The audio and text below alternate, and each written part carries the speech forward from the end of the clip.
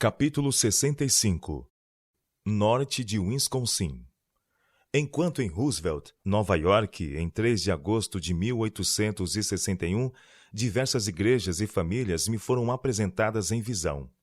Diferentes influências e seus resultados desanimadores também me foram mostrados.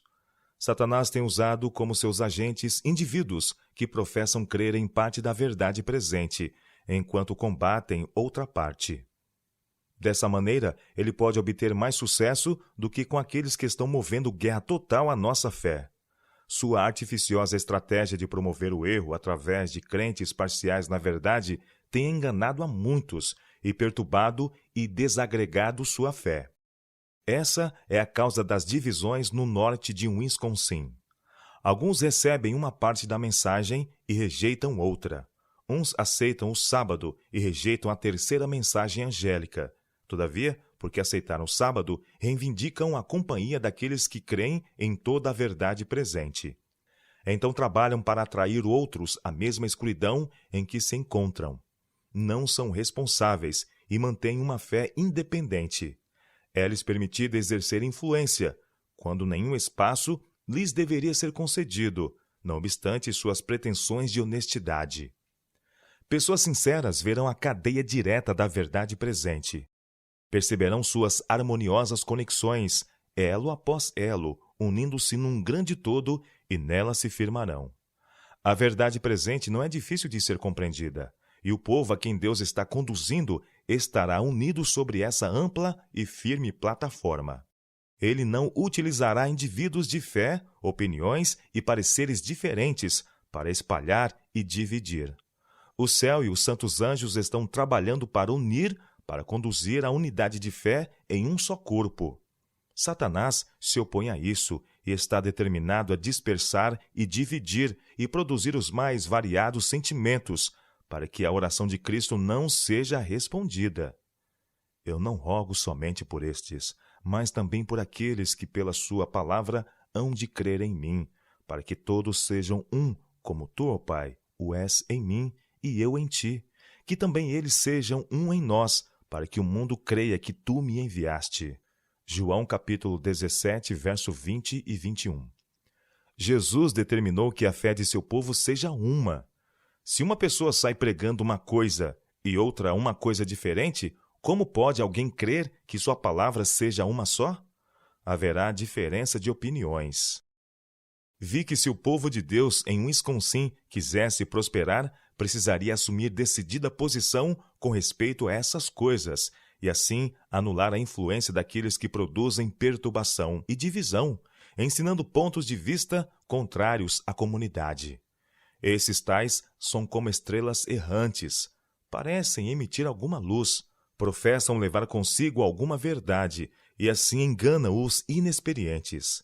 Satanás os dota com seu espírito, mas Deus não está com eles. Seu espírito não habita neles. Jesus orou para que seus discípulos pudessem ser um, como ele é um com o Pai, para que o mundo creia que tu me enviaste. João capítulo 17, verso 21. A unidade do povo remanescente de Deus produz no mundo poderosa convicção de que eles possuem a verdade e que são um povo peculiar, escolhido por Deus. Essa unidade desconcerta o inimigo, por isso ele está determinado a fazer com que ela não exista. A verdade presente, crida no coração e exemplificada na vida, torna o povo de Deus unido e lhe concede poderosa influência.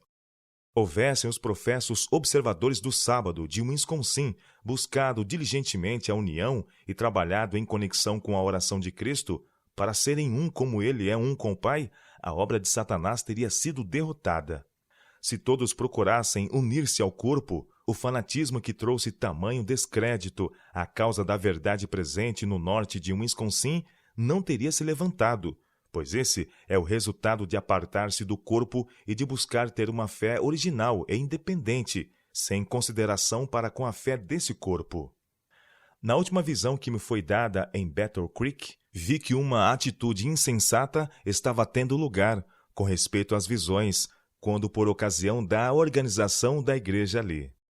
Havia alguns que eram filhos de Deus, mas duvidavam das visões. Outros haviam que não lhes fazia nenhuma oposição, contudo, não ousavam assumir atitude definida a seu respeito. Alguns eram céticos e tinham suficientes motivos para isso. As falsas visões e práticas fanáticas, bem como as consequências desastrosas que delas decorreram, exerceram sobre a causa em Wisconsin uma influência capaz de tornar as pessoas desconfiadas de tudo que se apresentasse com o nome de visões. Todas essas coisas devem ser tomadas em consideração, procedendo-se com sabedoria. Não se deve atribular nem forçar os que nunca tenham visto um indivíduo receber visões e não possuem um conhecimento pessoal da sua influência. Essas pessoas não devem ser separadas dos benefícios e privilégios de membros da igreja, se no demais a sua vida cristã se prova correta e tenham um bom caráter cristão. Alguns, conforme me foi mostrado, receberiam as visões publicadas, julgando a árvore pelos seus frutos. Outros são como o duvidoso Tomé. Não podem crer nos testemunhos publicados, nem convencer-se deles pelo testemunho de outros, precisando ver e tirar a prova por si mesmos. Estes não devem, por isso, ser postos de lado, cumprindo tratá-los com paciência e amor fraternal até que tomem posição e tenham opinião definida contra ou a favor deles. Se, porém, começarem a combater as visões de que não têm conhecimento, se levarem a sua oposição ao ponto de opor-se àquilo de que não têm experiência, e se sentirem ofendidos quando aqueles que creem que essas visões são de Deus falarem delas nas reuniões, e se confortarem com a instrução dada através delas, a igreja pode saber que eles não estão certos.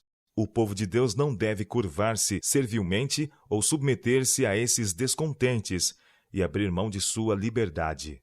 Deus pôs os dons na igreja para que ela possa ser beneficiada por eles.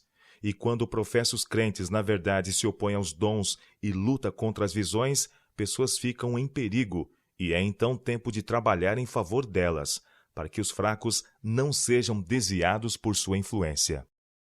Tem sido muito difícil para os servos de Deus trabalhar, pois ali há uma classe de pessoas cheias de justiça própria, tagarelas e insubordinadas, que se têm posto no caminho da obra de Deus.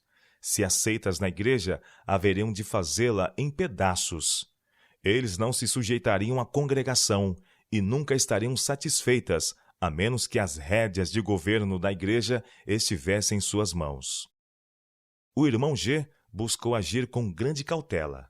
Ele sabia que a classe que se opunha às visões estava errada, que eles não eram crentes genuínos na verdade, e, portanto, para livrar-se desses obstáculos, ele se propôs a não receber na igreja ninguém que não cresce na mensagem do terceiro anjo e nas visões. Essa medida afastou preciosas pessoas que não estavam contra as visões. Elas não ousavam unir-se à igreja, temendo comprometer-se com o que não compreendiam nem criam plenamente. E houve os que se aproximaram prontos a prejudicar essas pessoas conscienciosas, pondo diante delas os assuntos sob o pior aspecto possível. Alguns se sentiram magoados e ofendidos por causa da condição de membros, e desde a organização, seus sentimentos de insatisfação aumentaram muito. Fortes preconceitos os controlavam. Foi-me mostrado o caso da irmã H. Ela me foi apresentada em ligação com uma irmã que fortemente se indispusera contra mim, meu marido e as visões. Essa indisposição a conduziu a aceitar e apreciar cada mentirosa informação a nosso respeito e às visões, passando-a à irmã H. Ela demonstrara amarga disposição contra mim, embora nem me conhecesse pessoalmente. Não estava familiarizada com os meus trabalhos e nutria contra mim os piores sentimentos preconceituosos, influenciando a irmã H. As duas se uniram em suas amargas observações e conversas. A pessoa que me foi mostrada como em ligação com a irmã H era determinada, de temperamento sanguíneo e com alto conceito sobre si mesma. Ela achava que suas opiniões estavam corretas e que outros deviam aceitar-lhe a palavra, quando apenas obscurecia o conselho por suas palavras e manifestava o espírito das forças do dragão para combater aqueles que estão unidos sob os mandamentos de Deus e o testemunho de Jesus. desde que a irmã H esteve em... Desprezou as visões e espalhou boatos como se fossem verdades. Ela não resiste a nenhuma influência que tenda a prejudicar-me.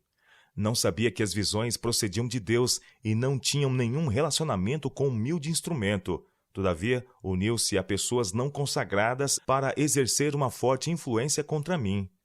Elas se têm fortalecido mutuamente por apreciar e espalhar falsas histórias provenientes de diversas fontes, nutrindo assim seu preconceito. Não há nenhum vínculo entre seu espírito e o espírito das mensagens que o Senhor vê por bem dar para benefício de seu humilde povo. O sentimento que há no coração delas não se harmonizam com a luz dada por Deus. Muitas pobres pessoas não sabem o que estão fazendo. Elas unem sua influência às forças de Satanás e o ajudam em sua obra. Manifestam grande zelo e diligência em sua cega oposição, como se estivessem verdadeiramente prestando um serviço a Deus ao lutar contra as visões. Todos os que desejam podem familiarizar-se com os frutos dessas visões. Por 17 anos, o Senhor permitiu que sobrevivessem e se fortalecessem contra a oposição das forças satânicas e a influência de agentes humanos que auxiliam Satanás em sua obra. Foi-me mostrado outras mulheres que estavam em guerra contra a verdade. Uma delas me foi apresentada como aceitando uns poucos pontos da verdade, mas então abandonando o povo remanescente de Deus. Ela se achava superior e pensava que sabia tudo. Era sábia segundo sua própria opinião, e me foi mostrada como olhando constantemente para o passado e referir-se a uma antiga experiência, porque havia recebido anteriormente um pouco de luz. Engrandeceu-se e julgou que tinha luz e conhecimento suficientes para instruir toda a igreja. Sua fé era dispersa e desconexa.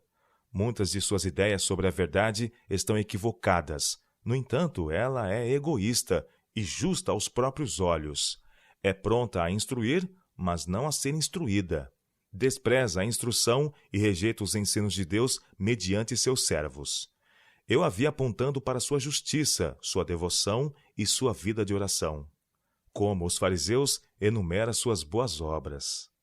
Ó Deus, graças te dou, porque não sou como os demais homens, roubadores, injustos e adúlteros, nem ainda como este publicano.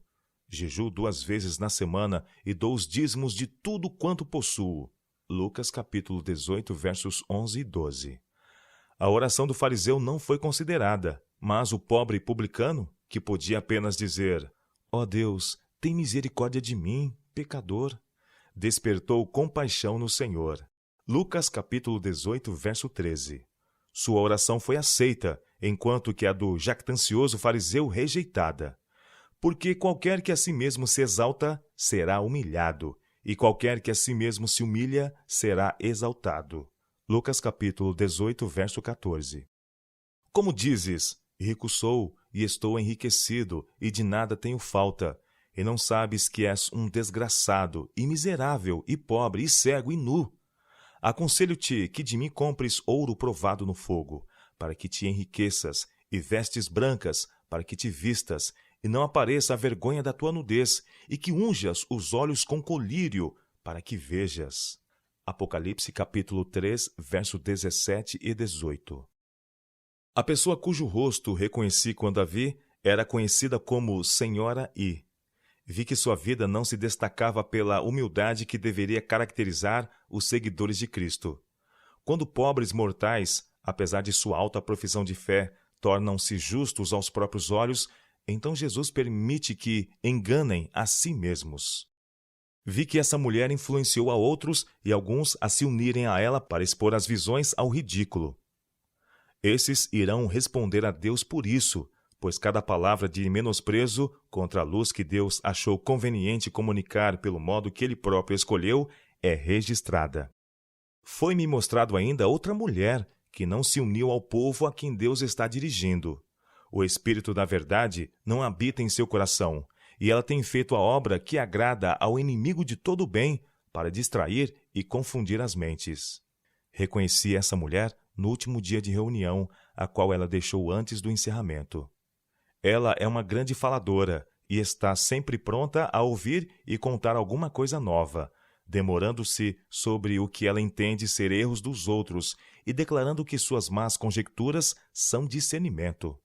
Ela atribui luz à escuridão, e a escuridão chama luz, e por qualquer pretexto faz longas orações. Aprecia ser aprovada e considerada justa. Assim, engana alguns. Tenciona ensinar a outros e pensa que Deus a instrui de modo especial, preterindo os demais. Mas a verdade não acha lugar em seu coração. Foi-me mostradas algumas outras, unindo sua influência com essa mulher que mencionei, e juntas fazem o que podem para afastar e causar confusão à comunidade. Sua influência traz descrédito sobre a causa de Deus. Jesus e os santos anjos estão edificando e unindo o povo de Deus numa só fé, para que possam todos ter o mesmo sentimento e o mesmo parecer. E enquanto estão sendo consolidados em unidade de fé e de comum acordo sobre as solenes e importantes verdades para este tempo, Satanás atua para opor-se a seu avanço. Jesus trabalha mediante seus instrumentos para juntar e unir.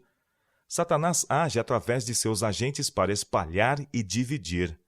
Porque eis que darei ordem e sacudirei a casa de Israel entre todas as nações, assim como se sacode grão no crivo, sem que caia na terra um só grão. Amós capítulo 9, verso 9. Deus está agora experimentando e provando o seu povo. O caráter está sendo aperfeiçoado. Os anjos estão pesando o valor moral e mantendo fiel relatório de todos os atos dos filhos dos homens. Entre o povo professo de Deus há corações corruptos. Serão, porém, experimentados e provados.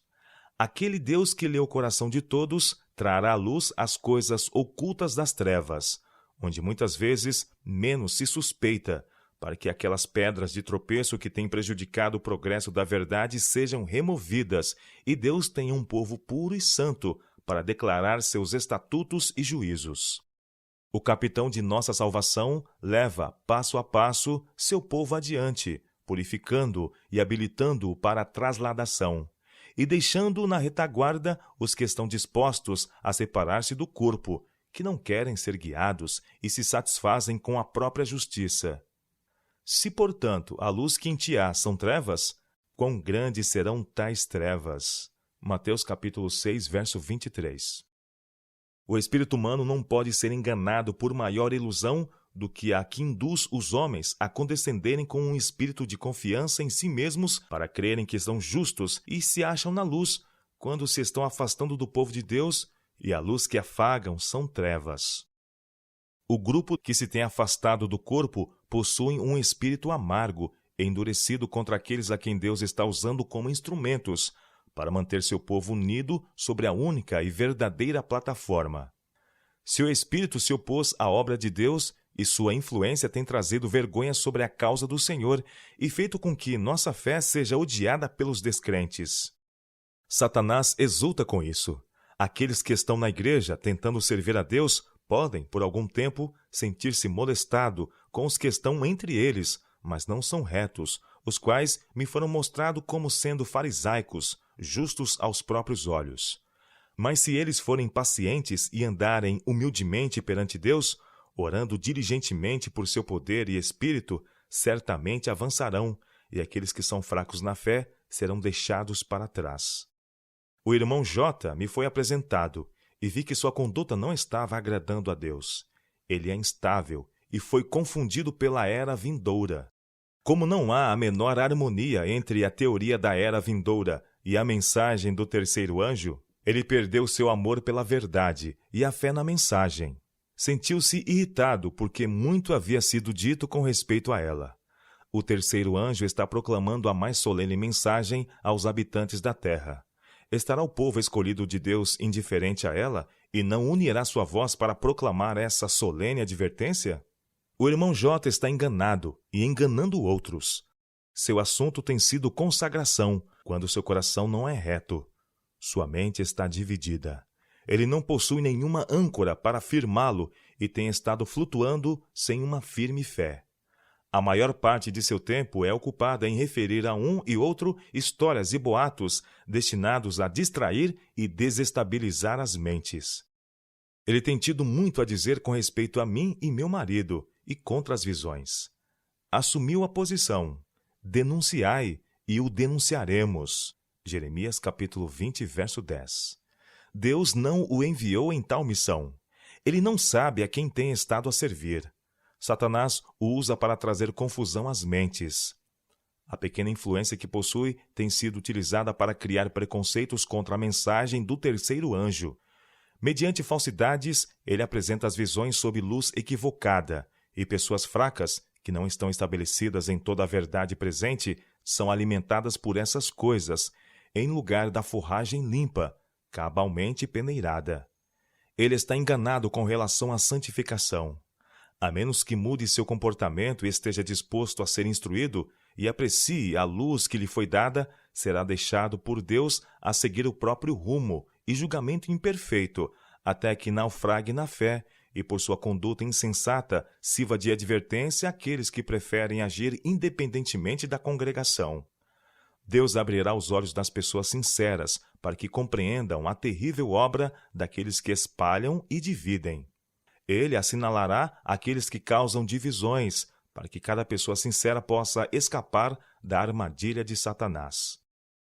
O irmão J. recebeu do pastor K. uma falsa teoria de santificação, a qual se acha fora da terceira mensagem angélica, e onde quer que for recebida, destrói o amor da mensagem. Foi-me mostrado que o pastor K. se encontrava em terreno perigoso. Ele não está em união com o terceiro anjo. Ele fruiu uma vez a bênção de Deus, mas agora não a tem, pois não apreciou nem alimentou a luz da verdade que lhe brilhou no caminho.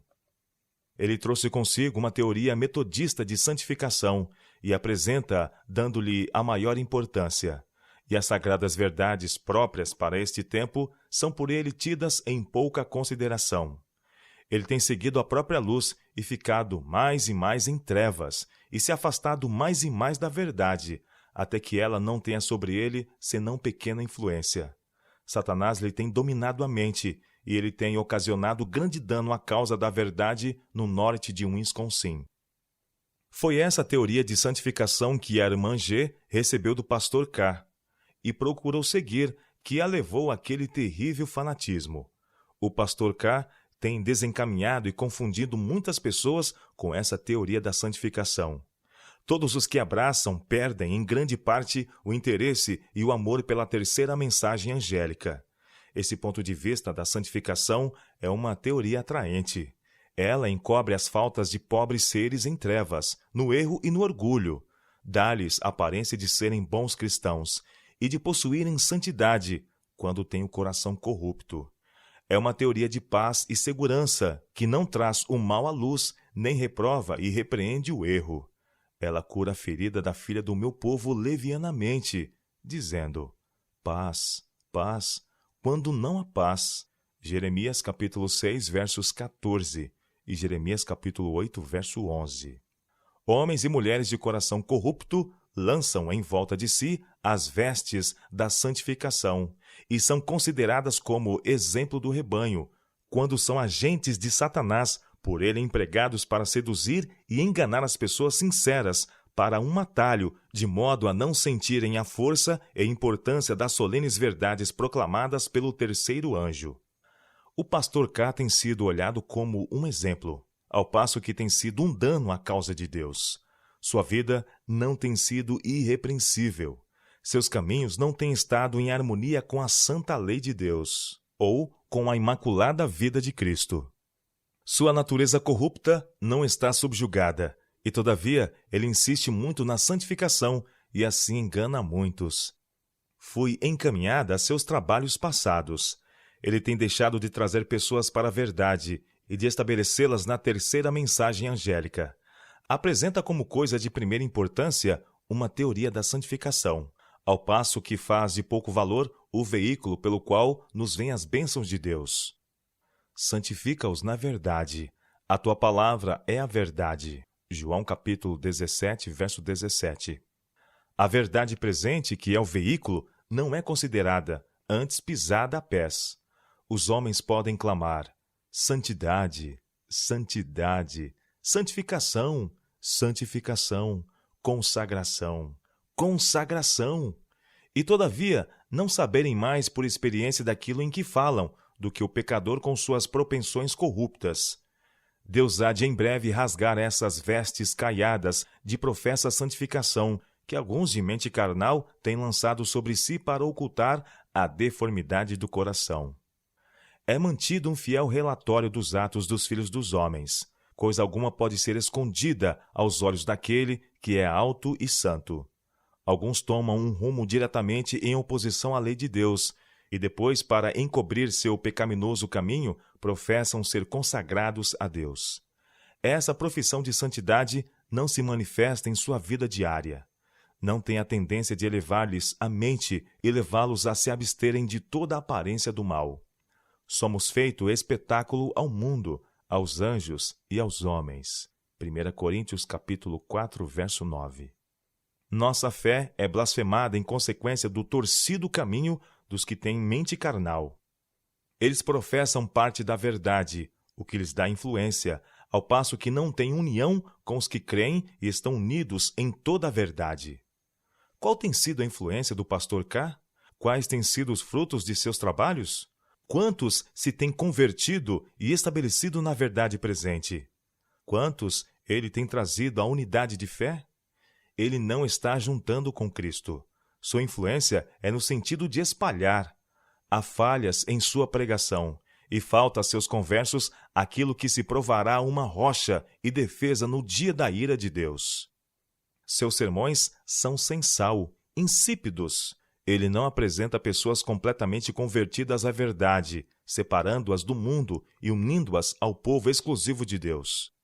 Seus conversos não possuem nenhuma âncora para firmá-los, e eles vagueiam aqui e acolá, até que muitos deles ficam desnorteados e se perdem no mundo. O pastor K não sabe de que espírito é.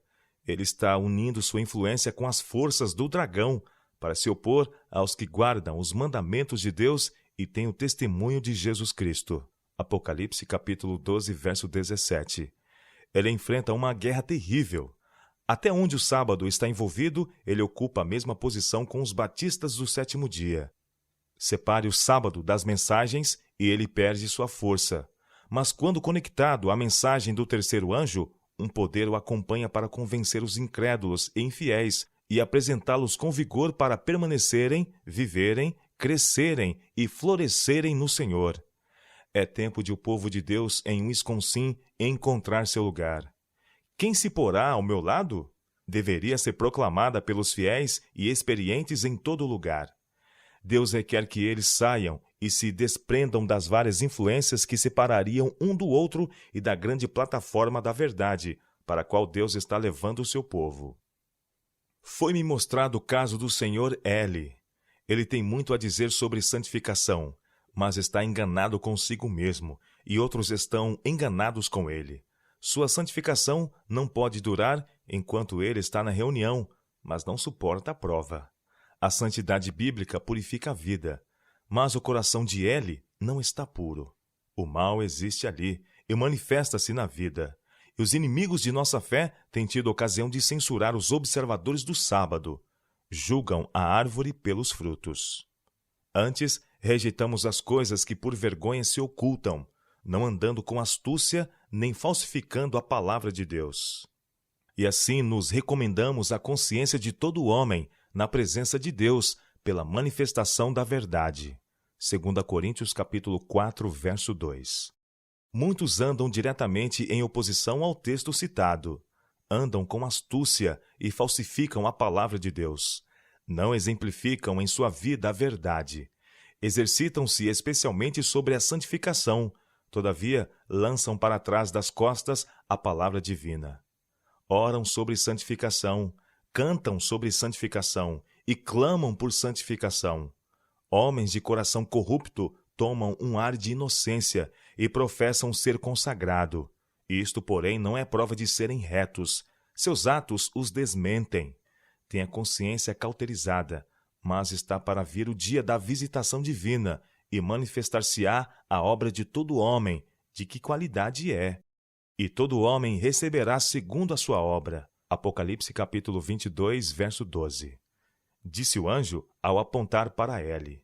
Que tens tu que recitar os meus estatutos e que tomar o meu concerto na tua boca, pois aborreces a correção e lança as minhas palavras para trás de ti? Quando vês o ladrão, consentes com ele, e tens a tua parte com adúlteros.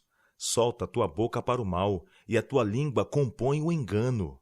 Salmo capítulo 50, versos 16 a 19. Deus espalhará e sacudirá para fora essas influências divisoras e libertará seu povo, caso os que professam a verdade venham em socorro do Senhor. Não há santificação bíblica para os que lançam para trás de si parte da verdade. Há na palavra de Deus suficiente luz, de modo que ninguém precisa errar.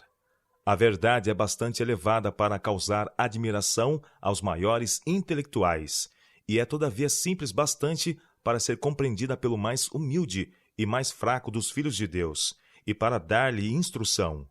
Os que não veem a beleza da verdade, que não dão nenhuma importância à mensagem do terceiro anjo, serão indesculpáveis, pois a verdade é clara. Mas, se ainda o nosso evangelho está encoberto, para os que se perdem está encoberto, nos quais o Deus deste século cegou o entendimento dos incrédulos, para que lhes não resplandeça a luz do evangelho da glória de Cristo, que é a imagem de Deus. 2 Coríntios capítulo 4, versos 3 e 4. Santifica-os na verdade, a tua palavra é a verdade. E por eles me santifico a mim mesmo, para que também eles sejam santificados na verdade. João capítulo 17, versos 17 e 19. Purificando as vossas almas na obediência à verdade, para a caridade fraternal não fingida. Amai-vos ardentemente uns aos outros com coração puro. 1 Pedro capítulo 1, verso 22. Ora, amados, pois que temos tais promessas, purifiquemo-nos de toda a imundícia da carne e do espírito, aperfeiçoando a santificação no temor de Deus. 2 Coríntios capítulo 7, verso 1.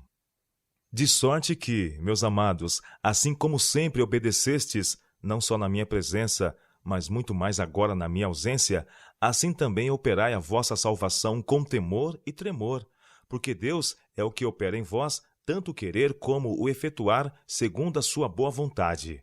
Fazei todas as coisas sem murmurações nem contendas, para que sejais irrepreensíveis e sinceros, filhos de Deus inculpáveis no meio de uma geração corrompida e perversa, entre a qual resplandeceis como astros no mundo. Filipenses capítulo 2, versos 12 a 15.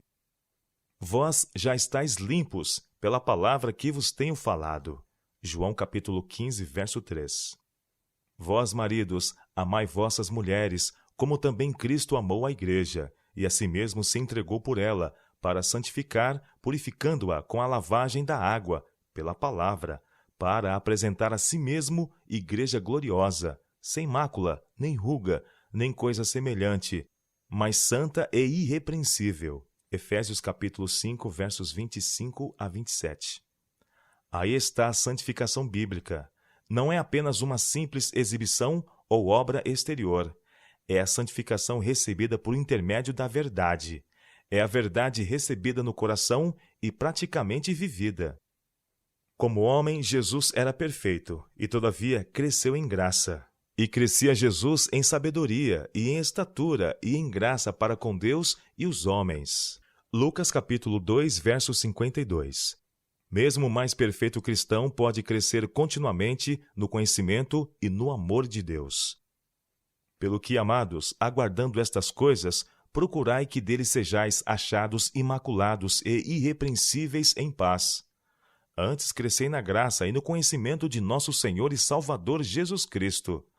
A ele seja dada a glória, assim agora como no dia da eternidade. Amém. 2 Pedro capítulo 3, versos 14 e 18. A santificação não é obra de um momento, uma hora ou um dia. É um contínuo crescimento na graça. Não sabemos em um dia quão forte será nossa luta no dia seguinte.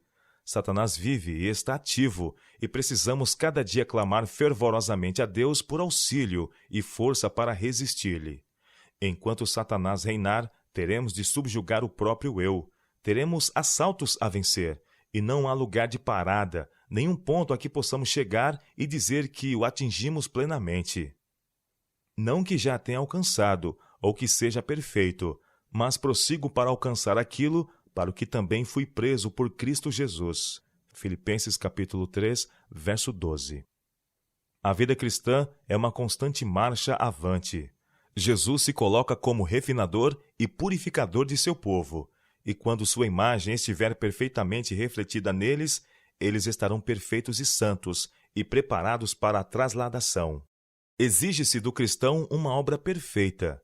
Somos exortados a purificar-nos de toda a imundícia da carne e do espírito, aperfeiçoando a santificação no temor de Deus.